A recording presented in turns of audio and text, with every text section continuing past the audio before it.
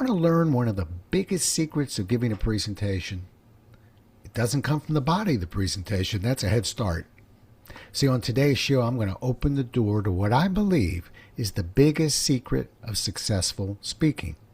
Now, I'll open the door to an approach you probably never considered before, and I won't be able to give you all the answers. But I think I have a solution to that as well. You ready? Let's go. The Presentation Whisperer. Real-world tips, expert insights, and proven strategies to make every presentation unforgettable. Now, here's your host, professional speaker, and best-selling author, Rob Jolles. My publicist doesn't like when I tell people how long I've been speaking for, but let's just say throughout my 40-plus years as a professional speaker, about 90% of my deliveries have always centered on how to sell. But a couple times a year, I'm fortunate enough to deliver a program that allows me to go back and stay connected to my roots. After all, the first book I ever wrote was not a sales book, but a book on speaking professionally. It was my first bestseller, and now it's in its 4th edition. Yep, it sure has been great to take a break from teaching people how to sell. Of course, that's never really happened, and you know why? Because the biggest secret in learning to speak professionally is learning how to sell when you speak. Surprised? You shouldn't be. Drop back a couple of whisper shot shows and you'll be seeing a reminder of a tale about me filling in for Bill Clinton. Now I'm here to tell you this isn't the only president I connected with as a speaker. In 1988, the Baltimore County Police Department came out to Xerox looking for a speaker. They wanted this speaker to deliver a keynote in front of over 1,100 hostage negotiators at their annual conference. After observing a handful of Xerox trainers, I was selected. But before you pat me on the back, understand, I believe I was selected because I firmly believe the other Xerox trainers they may have chosen ahead of me turned them down. When they sat me down to offer me the presentation after my initial fist pump, the police officer narrowed his gaze and said, "I need to tell you 2 quick things before you say yes. First, although we believe your message of selling and persuasion will be invaluable to our constituents, you need to know that when we broke the news that we were going to get a Xerox copier salesman, they weren't too pleased."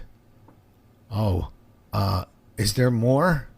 "Yeah," the policeman continued. "Yes, sir. You know, this group is used to some pretty high-caliber speakers.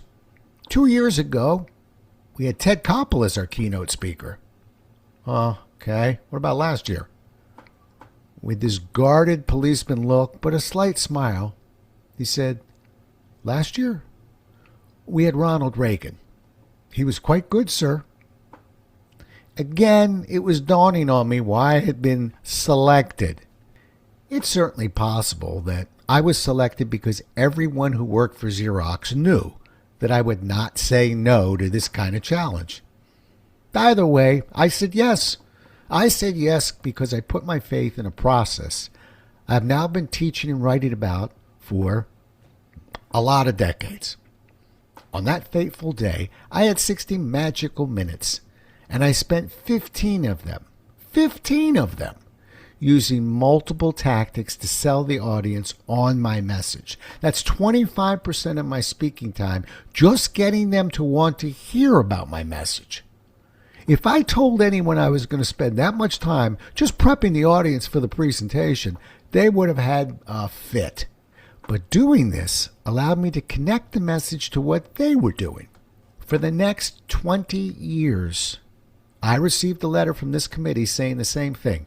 "Mr. Jolles, your presentation remains the highest rated presentation ever delivered at our symposium."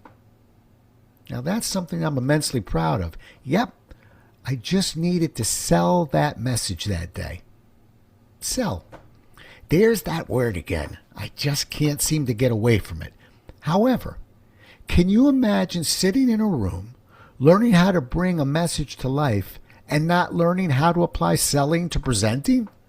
Imagine for a moment that you're about to take the stage and give a presentation. You feel a butterfly or two? Now imagine that I walked over to you and whispered in your ear. I can guarantee you that every single person in the audience wants to hear your message and is looking forward to hearing what you have to say. Well, I'll bet you'd feel a whole lot better. Now, that comes from learning to sell within your presentation, and that's what needs to be taught. And teaching people how to do this happens to be a passion of mine. Now, come to the end of this particular podcast, and I know you've invested about 5 minutes, and I told you there were some classic sales moves made in presentations, but I haven't told you what they are. The answer doesn't take a few minutes. It can take a few days. But I'll make you a deal. You get more comfortable with the word sell, and once a month, I'll put out a series of whisper shots like these, focusing on exactly where and how to connect some smart and easy sales tactics to your presentation. Deal? Thanks so much for listening. If you enjoyed today's show, please follow, rate, and review on Apple, Spotify, or wherever you listen.